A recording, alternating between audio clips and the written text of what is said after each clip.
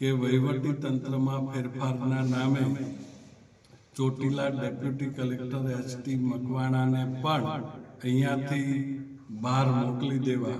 રાજ્યનો એક એવો જિલ્લો કે જ્યાં પ્રામાણિક અધિકારી છે તેના સૌ કોઈ ગુણગાન ગાય છે અને અનેક વખત તેમની બદલી કરવાના પ્રયાસો કરવામાં આવે છે, કારણ કે તે ગેરકાયદે ચાલતા ધંધાઓ પર તવાઈ બોલાવી રહ્યા છે।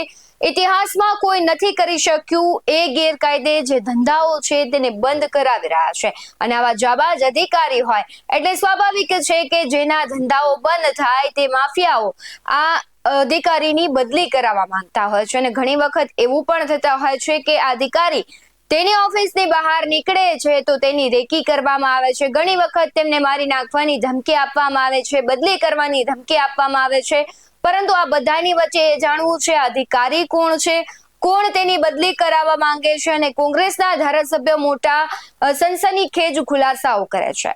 નમસ્કાર, BS9 ટીવી ન્યૂઝમાં આપની સાથે હું ભગવતી વિશાવડિયા। ચોટીલાના જે પ્રાંત અધિકારી છે તે સતત કડક કાર્યવાહી કરી રહ્યા છે। જ્યારથી તેમણે પ્રાંત અધિકારીનો ચાર્જ સંભાળ્યો છે ત્યારથી તે ખનિજ માફિયાઓ પર તવાઈ બોલાવી રહ્યા છે। સુરેન્દ્રનગર જિલ્લો એટલે મોટા ભાગે ત્યાં છે 2 નંબરના ધંધાઓ ચાલે છે, ગેરકાયદે ધંધાઓ ચાલે છે અને એમાં સૌથી વધારે જો કોઈ કડક કાર્યવાહી કરતું હોય તો એ છે એચ.ટી. મકવાણા। એચ.ટી. મકવાણાને ઘણી વખત મારી નાખવાની ધમકીઓ મળી છે, તેમની બદલી કરાવવાની ધમકી મળી છે અને આ બધાથી સીમિત નથી। તેમની બદલી કરાવવા માટે ખનિજ માફિયાઓ લાખો રૂપિયાની રકમ છેક ગાંધીનગરથી લઈને દિલ્હી સુધી પહોંચાડવાની વાત કરે છે તેવા ઓડિયો પણ વાયરલ થાય છે।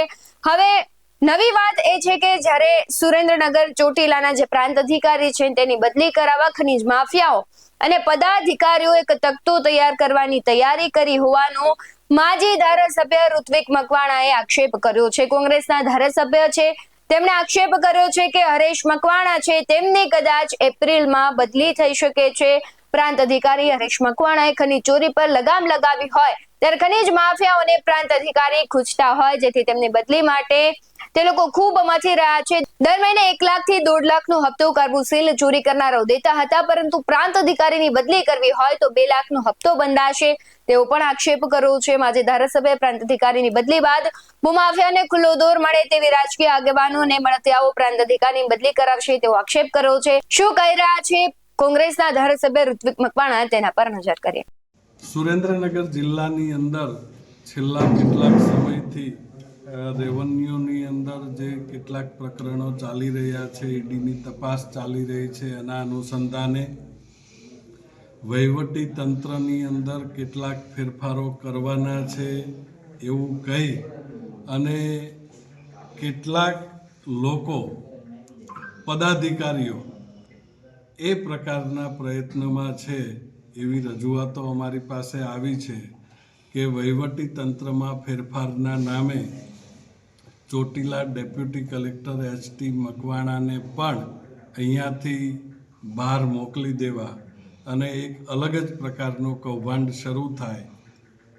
એ વિસ્તારની અંદર કાર્બોસેલ અને અન્ય ખનિજની સાથે સંકળાયેલા કેટલાક લોકોને એવી જાણ કરવામાં આવી છે કે અત્યાર સુધી ખાડા દીઠ કે કૂવા દીઠ જે હપ્તો 1.5 લાખ કે 1,60,000 હતો એના બદલે જો તમે લોકો 2 લાખ રૂપિયા જેટલા રકમ દર મહિને આપવા તૈયાર હો તો એચ.ટી. મકવાણાને છે એ આ કૌભાંડના નામે જે વહીવટી તંત્રની અંદર ફેરફારો થવાના છે એની અંદર એચ.ટી. મકવાણાને પણ બદલી કરી આપવામાં આવશે। એટલે ફરી વખત આખું ખનિજનું જે ભ્રષ્ટાચારનું તંત્ર હતું એ આખું રનિંગ થાય એ પ્રકારની પ્રયત્નો કેટલાક લોકો દ્વારા અત્યારે થઈ રહ્યા હોવાનું અમને રજૂઆતો મળી છે। એ કેવા લોકો ભૂમાફિયા છે કે કોઈ રાજકારણવાળા છે? ના, મોટાભાગે રાજકીય આગેવા પદાધિકારીઓ જે છે એ આ પ્રકારના પ્રયત્નોમાં હોય એવા મેસેજ અમારી પાસે આવી રહ્યા છે। આગામી દિવસોમાં આવા લોકોને ખુલ્લા પાડશો તમે? બિલકુલ, ચોક્કસ। અમને એના આધાર પુરાવા સાથેની ડિટેલ મળશે તો ચોક્કસપણે અમે એ લોકોને ખુલ્લા પાડીશું। આ કોઈ નવો આક્ષેપ નથી, કારણ કે અનેક વખત આવા આક્ષેપો થાય છે, તેમની બદલીના ઓડિયો વાયરલ થાય છે, વિડીયો વાયરલ થાય છે, ખનીજ માફિયાઓ એકબીજા સાથે જે ચેટ કરતા હોય છે બધું જ વાયરલ થાય છે. પરંતુ જ્યારે કહેવાય છે કે એક નીતિ અને પ્રામાણિક ધરાવતા વ્યક્તિ કામ કરતા હોય ત્યારે સ્વાભાવિક છે કે જેના ધંધા બંધ થાય એ આવું કરે.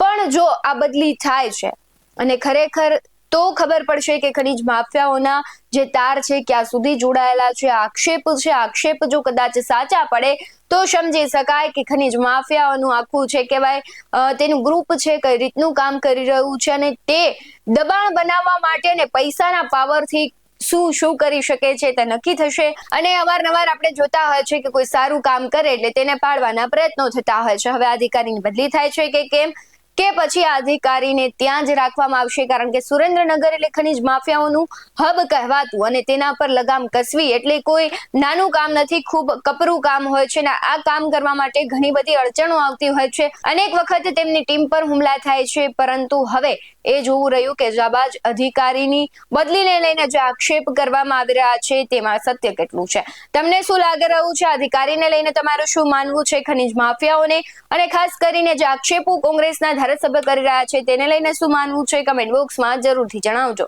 બાકી આવા જ વધુ અહેવાલો સાથે ફરી મળતા રહીશું. તમે અમારી યુટ્યુબ ચેનલને સબસ્ક્રાઇબ કરવાનું, અમને ફેસબુક અને ઇન્સ્ટાગ્રામ પર ફોલો કરવાનું ભૂલશો નહીં. બાકી આવનારી અપડેટ્સ મેળવવા માટે આપ જોતા રહો OBS 19 ન્યૂઝ. નમસ્કાર.